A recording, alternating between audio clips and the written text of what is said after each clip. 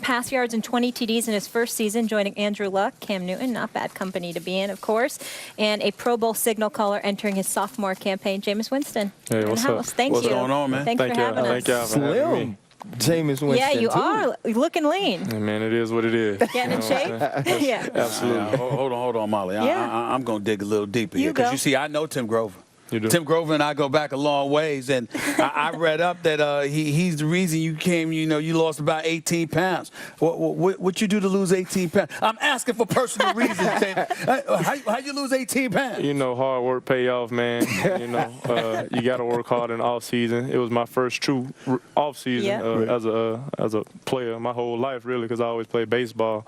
So, man, it was exciting to get in the weight room, get in there with Tim Grover, man. He's a workaholic. He's always pushing me, always making me strive for greatness. How different is training camp now in your second season? It's different in terms that I'm very familiar with the playbook. As a rookie, you're trying to come in and you're trying to learn the playbook. You're trying to get accustomed to the guys that you're around. But now it's just like, man, this is my team. This is our team. So it's fun. I can play more free and be more chill. For me, I remember every time I would come into training camp, I would always try to focus on something that I felt like I didn't do well the year before. Coming into your second year is a year you can make vast improvements. What are you focusing on in camp right now that you want to see play out in the preseason games and bring to the regular season? Well, my footwork and my rhythm. Getting the ball out on time in this league is very big. You don't got enough time to sit there and hold the ball even for a 2 count sometimes with these DNs these days. So just my pocket presence, feeling the rush, not moving too much in the pocket, and just taking what I need and getting the ball out on time. When we look at you playing with this team, I want you to talk to me about coming into your rookie year. Everyone was talking about you, Mariota, you. How did you view yourself? And did you pay attention to the comparisons walking into last season, your rookie year? No, not really. When I walked in here, my main objective was to come here like, man, this team won 2 games last year. We got to get some wins on the board. So that was my main objective, to go and win. And after that first game when Mariota just blasted me, I was like, man, I got to wake up. It's time to ball, And we came back strong. I was blessed to have a great supporting cast with, you just was sitting with Doug Martin, man. That guy can really tote that ball. Had a great offensive lineman and a bunch of great receivers that worked for me.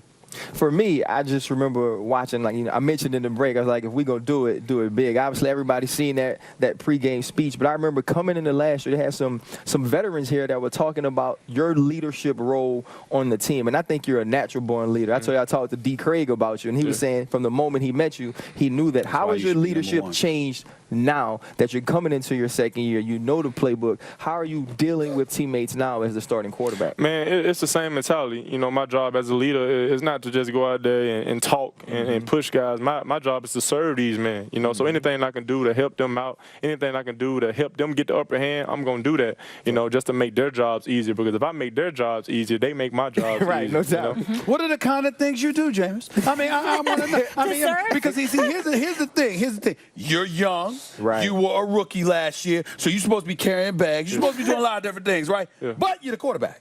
So it's everybody's best interest to make you happy. So, I mean, how exactly did that work? I mean, what were you willing to do as the star young quarterback for the franchise who was also a rookie? Man, it was so easy. Because I always live by real, recognize real. So you got to be genuine with these men. You can't come out here and be their friend one day and then the next day you act like a whole different person. You be yourself, and they respect that. You have conversations with everybody. I'm not just having conversations with the Jerry McCoy, even though he's the best player on our team. I'm having conversations with Jacob Shaw, my punter. Let him know, hey, man, I need you to pin this ball inside the 10-yard line, so we can get good field position coming back. Building relationships and not just building relationships with your teammates, building relationships with your PR people, building relationships with your janitor people. You know what I'm saying? And that's how you build that family culture. And I feel like that's what we had at Florida State, and I can see that happening here. Let me transition this subject to the NFC South.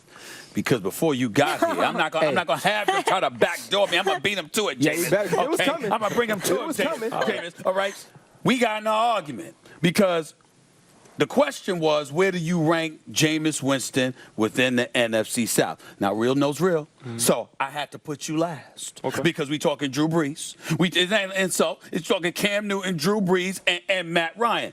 This man had you second. I think it's because he's here. Yeah. That's why I think. Talk to me about. What they gonna do me here? Man, I respect that. I really thank you. I appreciate that. But you know, like I said, hard work pay off. You know, this is year 2 in the league. I can't expect for you to put me up there with those people like that. Cam Newton, this man just came off a Super Bowl. Matt Ryan has been a consistent quarterback in this league, and Drew Brees is going to be a Hall of Famer one day. Yes, sir. You know, so my time will come. You know, my main focus is, like I say, is to get these wins up here at Tampa Bay. You know, get everything going internally with our team. We're not really focused on the NFC South right now. I'm pretty sure when the season time comes and people just so you know, we only talk about this year. We want to talk about the future because we know the future. We only talk about this year.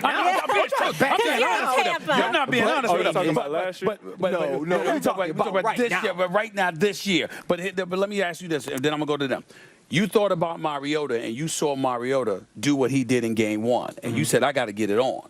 So if that was your attitude watching Mariota from one game, what's your attitude as a quarterback for this franchise when you think about what Drew Brees is probably going to do week to week, what Matt Ryan is capable of doing, what Cam Newton undoubtedly in all of our eyes will do? What's your mentality when you compare yourself to those guys in terms of how you have to perform? I got to go out there and compete. You know, because me personally, I don't think that those guys got anything on me. You know, I believe that he won that day.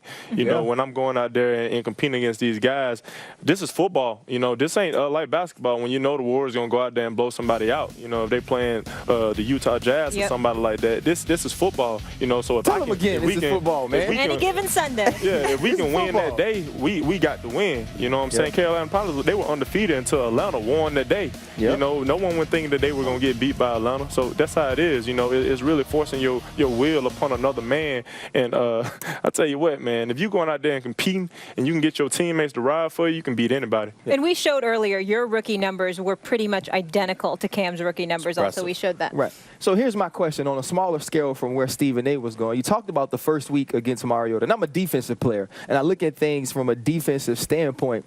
What was different about defense in the NFL, especially early in your career? I mean, because you did play in the second best, you know, football conference in college football, the second best, the first best in the SEC. Yeah, when I was at Florida State, we would beat anybody on any conference. You know, when I was there. Sadly, the only game we lost was against Mariota. You know, there. So yeah. Now I'm just messing with you, but you know, early, like you say, you talked about the first game. Well, you know, I'm just gonna take you back to the first pass that I threw was a pick 6 touchdown. Right. That was one of the first times I seen 2 man in my career. You know, we didn't even practice that at practice. You know, we weren't anticipating them playing 2 man, but that happened. But the thing is, it's not about that first game. You know, that first game jitters or somebody that come up. But no, the thing is you put that behind you and you go to New Orleans in a tough atmosphere and you get your first win as a rookie. You know what I'm saying? It's not what defines you is how you bounce back and not really your downfall. But one thing we go by here is we always gotta we learn from our mistakes. Right. You know, and that's what I've been doing. I did great. Cam Newton busted onto the scene. I mean, he's been here for a while. Don't get me wrong, but he just took it to another level. I mean, he's the league MVP for a reason. He deserves it.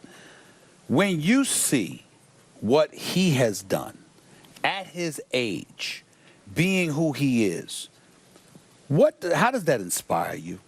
I'm just talking about from a positive standpoint, looking at Cam Newton, African-American quarterback, young as he is, gifted as he is, and literally allowing it all to reach fruition, doing what he's doing. Man, I personally can give Cam Newton some credit for me being here in the position that I am in now. You know, me being a kid from Alabama, seeing this man play at Auburn, growing up, you know, wanting to go to Auburn just because he went there, and seeing the adversity that he faced, just coming out, and everybody just scrutinizing and saying this man can't throw the football game, but all I see is this man winning football games and leading his team. You know, I'm always a big fan of Cam Newton, and that just motivates me to be myself. You know, people really don't take in the fact that you need to be who you are. You know, if you this type of person, why are you trying to act like another type of person? You know what I'm saying? Be who you are, be true to yourself, and your teammates will respect that, you know, and that's just how life is in general. We got so many people in society trying to be, you know, superstars and be fake. You know, be yourself. authentic. Amen. Yeah, be the They best live you. life, man. Yeah. No question. Definitely like your mindset there and the Oh, confidence. last question. Yeah, I yeah. got one more. Go for it. Lovie Smith is gone. I want to know, how did that hit you, and how do you feel about Dirk Cutter being your new head coach? Man, it hit me so hard. It hit me hard, you know, because as a rookie quarterback, you're not thinking that you're gonna lose your head coach the first year. And I had a unique bond with Coach Lovie, him being an African American head coach, you know, and I really loved that. And I was like, man, I ain't had this since Little League football when my dad had coached me. But you know, it's no other man in this world that I would want to be my head coach other than Coach Cutter. You know, because the fire and the passion that man has for the game, you know, I would do anything for him. He was the reason why I was out there, you know, 3rd and 19 and was willing to run, you know, to get the first down for him. Because I know that he just came from Atlanta and he don't want to lose to Atlanta. You know, he just came there. I will fight for that man. That man has pushed me ever since I've been here. He's gonna continue to lead this team, and I'm gonna continue to follow him. Good. Jameis, thank you so much. We appreciate the I time. appreciate And y'all it too. was great having you up here. Up next, come on out. We have Tampa Bay Bucks linebacker Levante My David dog. What's up, joining us. Yes, More sir. First Take with Bucks Camp in a moment. Yeah, Stay appreciate here. y'all. Yeah. That was great.